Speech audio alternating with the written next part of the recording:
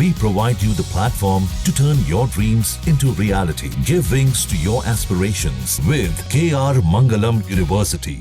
त्रिपुरा की रहने वाली 19 साल की स्नेहा देवनाथ पिछले 7 दिनों से मिसिंग थी और कल यानी 13 तारीख को उसकी लाश जो है वो यमुना नदी से दिल्ली पुलिस ने बरामद की।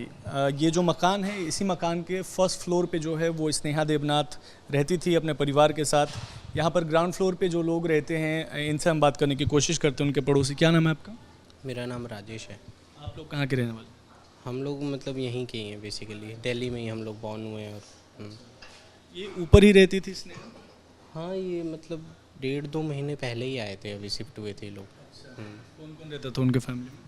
सर इतना आइडिया नहीं, क्योंकि हम लोग जॉब पे निकल जाते तो हमें पता नहीं। मतलब पेरेंट्स रहते हैं, मम्मी पापा।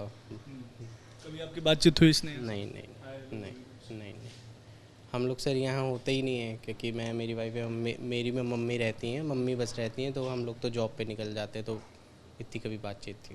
लेकिन 7 तारीख को आखिरी बार देखा गया था स्नेहा को और उसके बाद से मिसिंग थी। तो चूँकि ऊपर रहते हैं लोग, तो पता तो चला होगा आपको इस खबर के बारे में कि मिसिंग थी लड़की? नहीं, हमें कल ही पता चला, क्योंकि कल भी न्यूज़ रिपोर्टर आए थे, तो फिर वो मतलब उन्होंने बताया कि मिसिंग है वो। फिर बाद में आके रोने होने लगे सब, तब पता चला कि मतलब डेड बॉडी मिली है उनकी।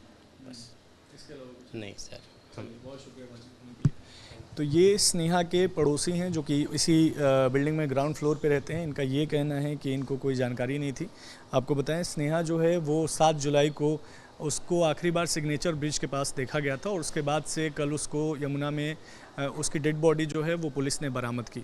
हालांकि स्नेहा ने लापता होने के पहले एक नोट छोड़ा था, सुसाइड नोट, जिसमें ये लिखा हुआ था कि मैं अपनी ज़िंदगी जो है वो ख़त्म करना चाहती हूँ, मैं बर्डन हूँ, मैं बोझ बन चुकी हूँ, मानसिक रूप से परेशान चल रही थी, ऐसा उसके दोस्तों का भी कहना है। हालांकि दिल्ली पुलिस इस मामले की जांच पड़ताल करेगी और पोस्टमार्टम के बाद ही असली मौत की जो वजह है वो पता चल पाएगी। इस वक्त हम साउथ दिल्ली के मेहरौली इलाके के पर्यावरण कॉम्प्लेक्स में मौजूद हैं और जिस मकान के जिस फर्स्ट फ्लोर पे हम मौजूद हैं, यहाँ पर ये मेन दरवाज़ा देख सकते हैं। हालांकि अंदर अभी कोई नहीं है, बंद है ये। और इसी फ्लैट में जो है वो स्नेहा देवनाथ रहती थी अपने परिवार के साथ। आस पड़ोस के लोगों का कहना है कि अभी रिसेंट जो है वो शिफ्ट हुई थी करीब 1.5-2 महीने पहले, तो बहुत ज़्यादा लोग आसपास के जानते नहीं हैं। लेकिन आपको बताएं कि 1 सप्ताह से जो है वो मिसिंग चल रही थी और कल यानी 13 तारीख को दिल्ली पुलिस ने स्नेहा की डेड बॉडी जो है वो यमुना नदी से बरामद की है।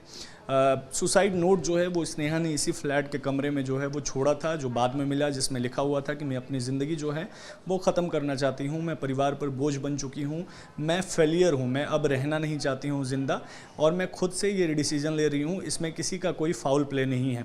हालांकि दिल्ली पुलिस अब जो है वो जांच पड़ताल करेगी। उसने लिखा था कि मैं सिग्नेचर ब्रिज से कूदकर अपनी जान दूंगी, लेकिन आखिर इस मौत के पीछे की वजह क्या है, ये इस आत्महत्या के पीछे की वजह क्या है? क्या वो मानसिक रूप से परेशान थी? ऐसा जैसा सूत्रों से पता चला है कि वो मानसिक रूप से कुछ दिनों से परेशान चल रही थी, डिप्रेशन में चल रही थी।